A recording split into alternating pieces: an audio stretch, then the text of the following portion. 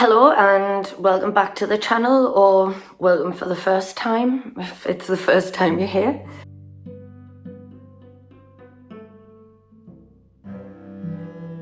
I am going to create a cyanimation today. Cyanotype animation. I was taught how to do this by the wonderful Ed Carr from the Sustainable Darkroom, and I'm pretty sure that if you go to have a look at their website or investigate them, then he will share that method with you. I'm not going to share the method per se, but obviously I'll show how I'm going to create my negatives and then print them, and then how I will stitch them back together.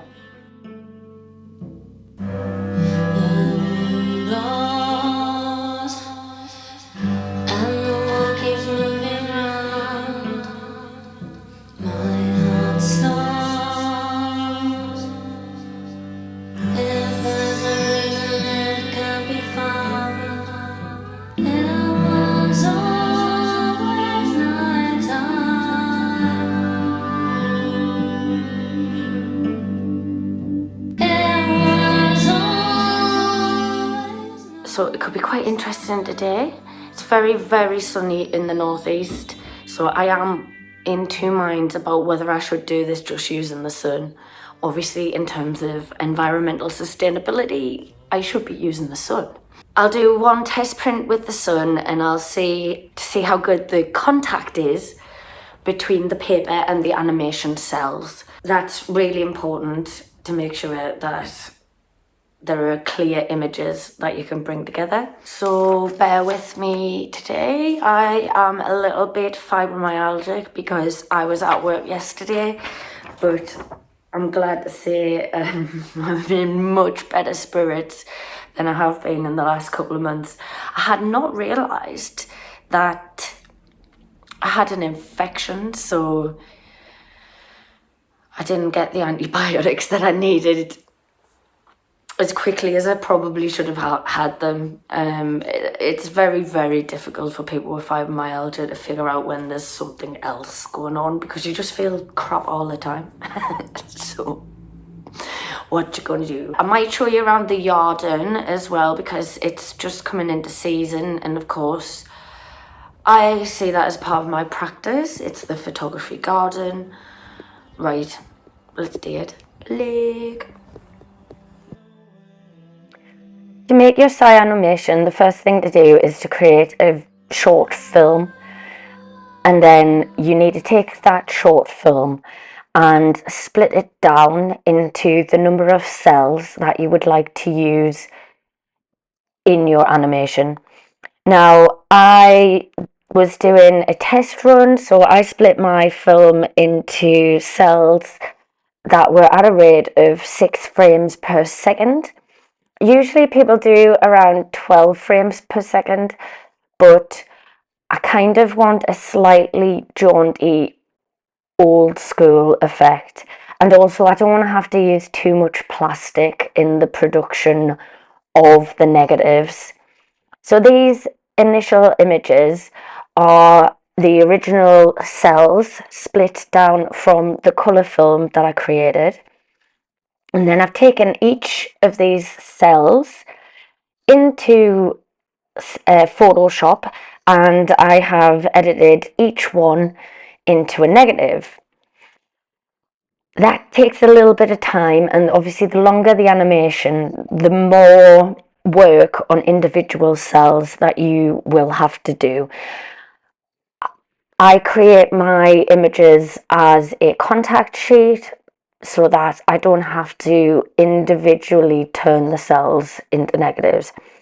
But it still means that on a page I might have 16 negatives, and then they will have to be broken down into individual ones and put back into order to create an animation.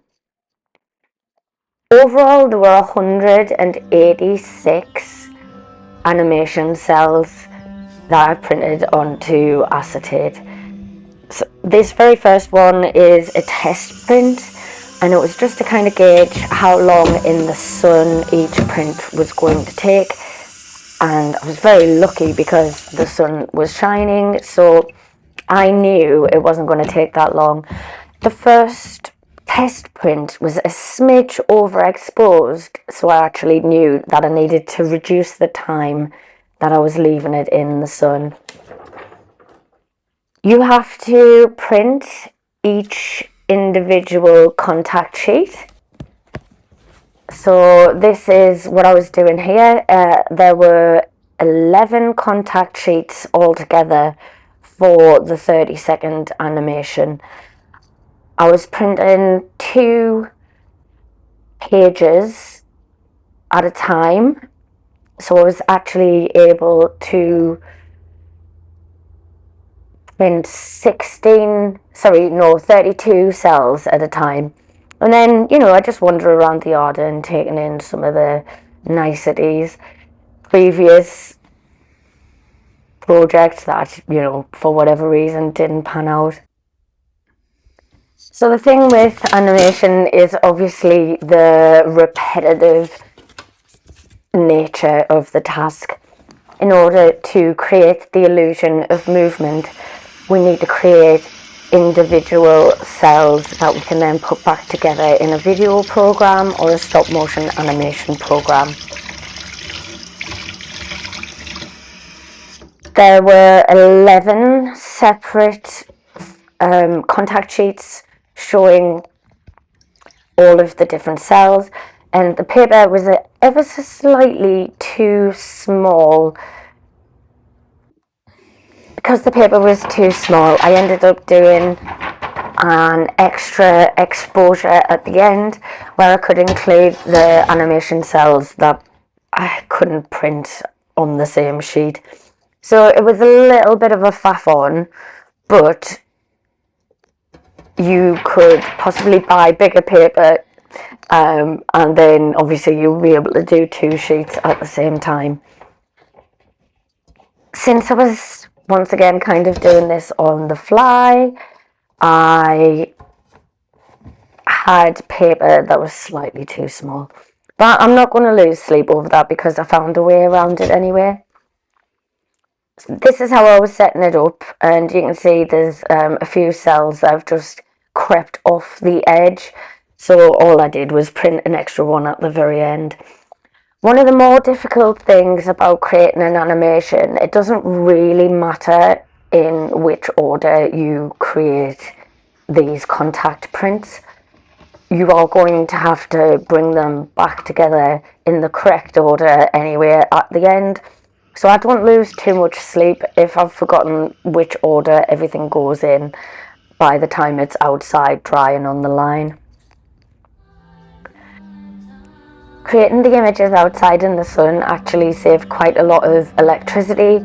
I would have had to run my 50-watt lamp for 110 minutes overall to get all of these prints done, whereas I used the sun and they were all pretty much done and dusted within an hour and a half, including the drying time as well. So this is where I am cutting down the contact sheets and lining them back up as best I can in the correct order. Once I felt that I had it in the correct order, then I took some sellotape and at the back of the images stuck them together to make one extremely long cyanotype image.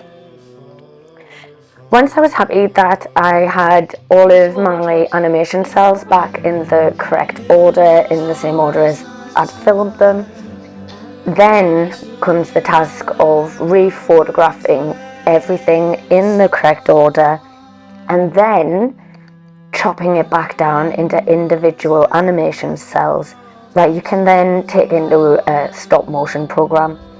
So I did all of this work on my phone. I do have a beautiful MacBook Pro, but I haven't got Photoshop for the MacBook Pro because it's really expensive and my business doesn't make enough money for that kind of stuff. So I do it on my phone, and I'm using Photoshop on there for £26 a year. So just in case you're like, well, how do I do this? How do I make it affordable? Get yourself Photoshop on the phone and just use that to create it. So these were the final articles when it was bashed back together. I just used a little bit of ambient sound from the garden and took away the various background sounds that were in the original video. I could try and put the original sound back on and see how that feels. So I'm going to revisit this with some paint and try and different ways of interacting with the animation cells. So today I'm going to scan these properly and not do them on my phone, and then stitch them back together. So tune in next time to see how I interact with this piece. Thanks a lot. Remember to like and subscribe.